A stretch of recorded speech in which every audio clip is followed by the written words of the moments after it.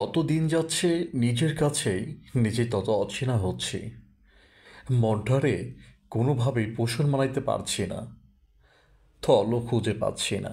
তাই আপনাদেরও কিছু জানাইতে পারছি না। আমি আমার গল্প থেকে শান বলছি। আজ আপনাদের সাথে আমি একটু ভৌতিক কিছু গল্প নিয়ে আসছি। অবশ্যই অনেক দিন পর আপনাদের সাথে আমার দেখা বা কথা।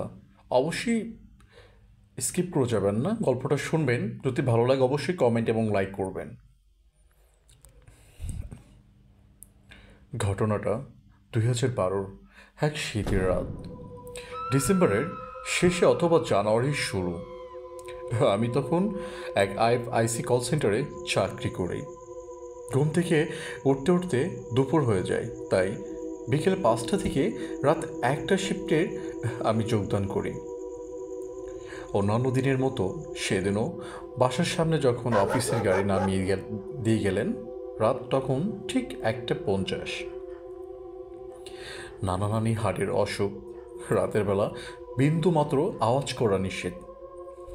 প্রায় বিড়ালের মতোই নিঃশব্দভাবে ঘরে ঢুকতে হয়। নিচতলার গেট খুলে 4তলায় উঠে গেলাম আমার চিলে কোঠায়। টেবিলে ভাত রাখা, জমে আছে গরুর মাংস আর ঘন মুগ ডাল। হাফুস হুফুস করে 2 মিনিটের মধ্যে ভাত শেষ করে ফেললাম। জামা জুতো ছিঁড়ে একটু চোখে মুখে পানি দিয়ে নিলাম। রাত ঠিক 2টা 6। অনেকের জন্য মাঝরাত, আর আমার বেলায় রাতের শুরু। গাড়ি থেকে নেমে খেয়াল করেছিলাম উল্টানো উল্টানো রূপোর থালার মতো ঝকঝকে একটা চাঁদ আকাশে। একটা চাদর গায়ে জড়িয়ে একটা গোলডিপের মাথায় আগুন জ্বালাতে জ্বালাতে ছাদে এসে দাঁড়াইলাম।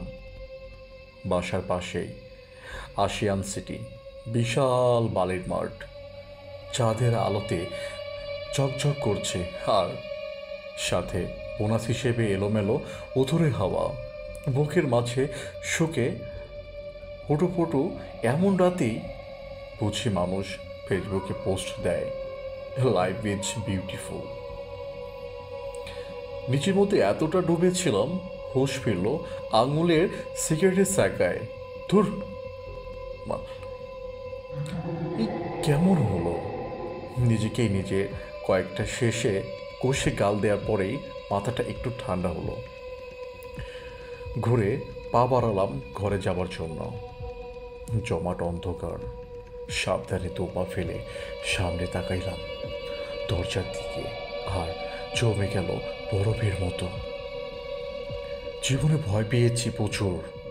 লাইফে অ্যাড্রেড সিচুয়েশনে দেখেছি আমার মাথায় থাকা পরিষ্কার আমার মাথায় থাকে পরিষ্কার।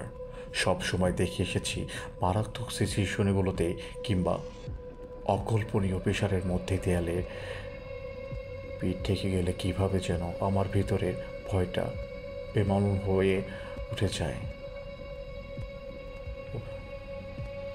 সে সময়কার নেওয়া ডিপ্রেশনগুলো সব দিক থেকেই বেস্ট হয়।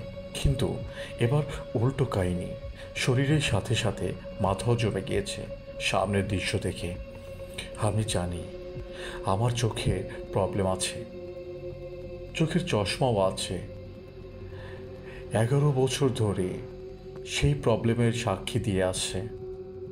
কেউ যখন বলে, নয়ন তুমি ভুল দেখেছ, আমি মৃদু হেসে প্রতিবারই বলেছি, মানুষ মানুষ মাত্রই ভুল, ম্যান ইজ মার্ডার।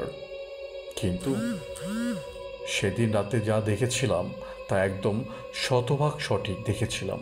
চাঁদের আলোরা আর দরজার ফাঁক ছুঁয়ে আসা আলোতে একদম পরিষ্কার দেখেছিলাম।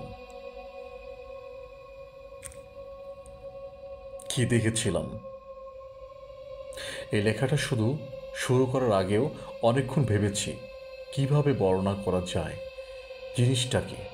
আচ্ছা, বর্ণনা দেওয়ার আগে একটু অন্য কথা বলে নিই। আমার জন্ম কুমিল্লা, সিএমএসএসে। বয়স যখন 11 মাস। তখন চারপাশেই ম্যালেরিয়ার প্রকোপ প্রকোপ দেখা দেয়। বাবা আমাকে আর মাকে ঢাকাতে নানির কাছে দিয়ে যায়। সেই থেকে আমি ঢাকাতেই, এয়ারপোর্টের কাছাকাছি এই জায়গাতেই আমার নানি বাড়ি, নানির প্রপাত।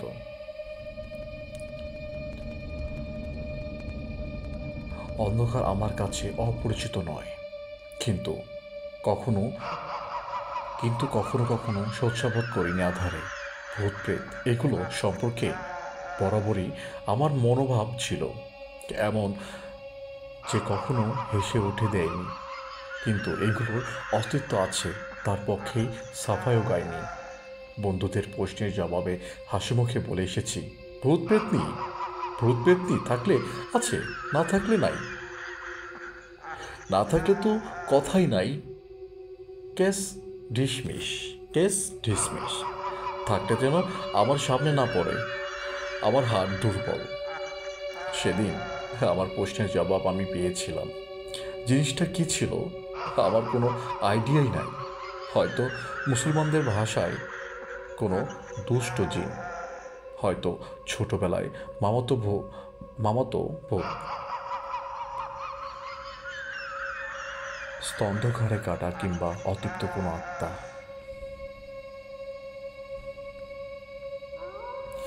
লম্বায় আমার থেকে হাতখানেক উঁচু হবে, চাঁদের আলোতে সাদা কাপড়ে মোড়া, অভয় বোঝা যাচ্ছে পরিষ্কার। আগাগোড়া মোড়া, যেন হচ্ছে মাত্রই গোসল শেষে পরিয়ে দেওয়া হয়েছে কাপড়খানা। মাথার পেছনের চুল জীবনে প্রথমবার মতো স্মরণ করে দাঁড়িয়ে গেছি আমি। আমার অবিশ্বাস ভরা দু চোখে নিয়ে তাকিয়ে আছি। মাথায় কোনো দিকেই কাজ করছে না, বললে ভুল হবে না। তখন আমার চিন্তা ভাবনা ৮০ ভাগ হচ্ছে ভয়, বাকি ২০ ভাগ মিশ্রিত মৃত্যুর চিন্তায় আর রাজ্যের প্রশ্ন, আর যে কোনো একটা দেওয়ার রোধ মনে করার আপ্রাণ চেষ্টা। আর 10টা জুম্মা মুসলিমদের মতোই গোটা বিশ্বকে সরাতে আমার মুখস্থ নামাজের মধ্যে অটো চলে আসে। মনে করার জন্য বিন্দুমাত্র চেষ্টার প্রয়োজন কখনোই হয়নি। কিন্তু সেদিন কোনো ছোড়ায় দূরে থাক, সুরার নাম এমনকি এক আরবি হরফও মনে করতে পারি নাই। মাথার ভেতরে খালি চিন্তায় রেলগাড়ি। এটাই কি? ও আল্লাহ, এটা কি? কি করমু এখন? আমি কি করুম? ছাদে থেকে লাফ দিম? পূর্ব পাশে বিল্ডিং তো দোতলা, চোখ বন্ধ কইরা লাফ দিলে বেশি হইলে হাত পা ভাঙবো, মরুম তো আর না। এ খোদা, এইটা কি জিনিস? অন্যদিকে তাকায় নয়ন, ওইদিকে তাকায় আচ্ছা কেন বোধায়, অন্যদিকে তাকায় চোখ নামা তার ভাই না ভালা, এটাই কিছু না। তোর চোখে ভুল, ওই ছোড়াটা জানি কি ছিল, দুর্বল বল। এটা আমার মনে পড়ছে না, এটাই এখনো চায় না কেন? আমি তো ভয় পাইছি। যা হুস হুস ভোগ, হুস হুস যা। এটা কি তোর মতো মুরগি যে খেদাইলি যাইব গা? আল্লাহ, ও আল্লাহ, এমন আমি কি করুম? যাই না কেন? মুখ দিয়া একটা শব্দ বাইর করতে পারি নাই, একটা শব্দও না। হঠাৎ মনে হলো জিনিসটারে ভাসতে ভাসতে আমার দিকে আসছে। ওইটারে নিচের দিকে একবারও খেয়াল করার মতো কথা মনে হয় নাই। তলতমুখদের মতো মাথার দিকে তাকায়াছিলাম, পরিষ্কার মনে হলো আবার অভয়টা আমার দিকে আসছে। ও আল্লাহ গো বইলা আকাশে বাতাসে ফাটায় একটা চিৎকার দিতে চাইলাম, কসম খোদার। কিন্তু বাস্তবে গো কিসিমের একটা আওয়াজ কইরা জ্ঞান হারাইছিলাম।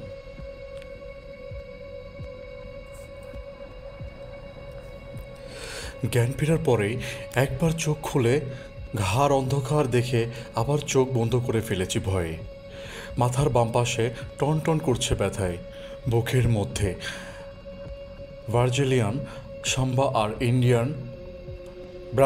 সাম্বা আর ইন্ডিয়ান ঢোলের যুগদলবন্দি একটা বড় শ্বাস নিয়ে ডিসিশন নিলাম, চোখ খোলা যাবে না, যাই হোক না কেন চোখ খোলা যাবে না। বাম হাতটা শরীরের নিচে চাপা পড়ে আছে। ইঞ্চি দুয়েক নাড়িয়ে ঢের পেলাম পকেটের সিগারেটের প্যাকেট জায়গা মতোই আছে। ভরসা আরও বাড়ল, ভরসা ম্যাচের উপস্থিত। বিশ্বাস করেন প্লিজ, আমি ঝুম বৃষ্টির মাঝেও চলন্ত রিকশায় বসে সিগারেটে জ্বালাতে পারিনি।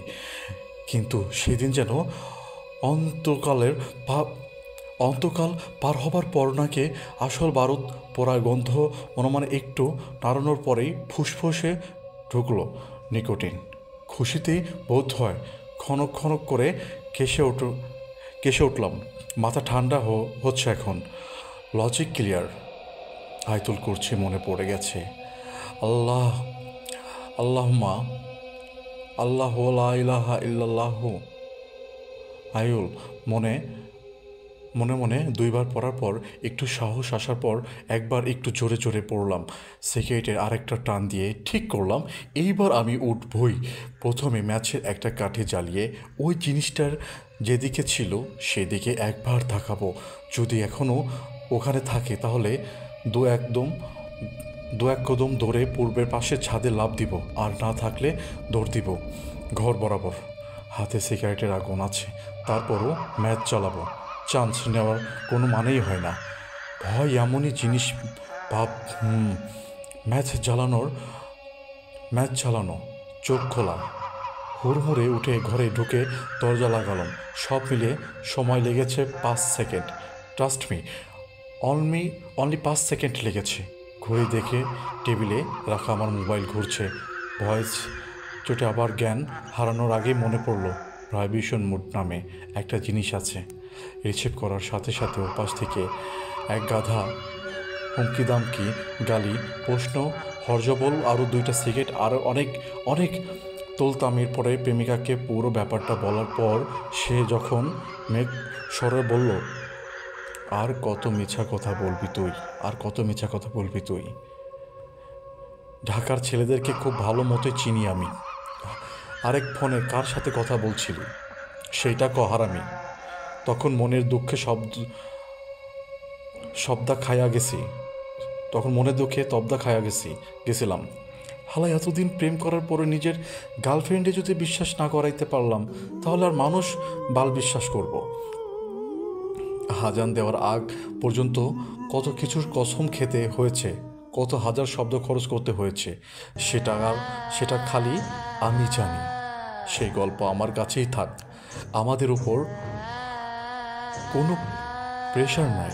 চাইলে চাইলে বিশ্বাস করেন, নাইলে না, আমার কিছু যায় আসে না। তবে মন থেকে বলছি, যদি বিশ্বাস নাই করেন, উল্টা এই ব্লগ পোস্টে এসে আমারে পছায়া যান। তাহলে মৃত্যুর আগ পর্যন্ত প্রার্থনা করব যাতে তিনারা আপনারে একবার হইলেও দর্শন দেওয়া যায়।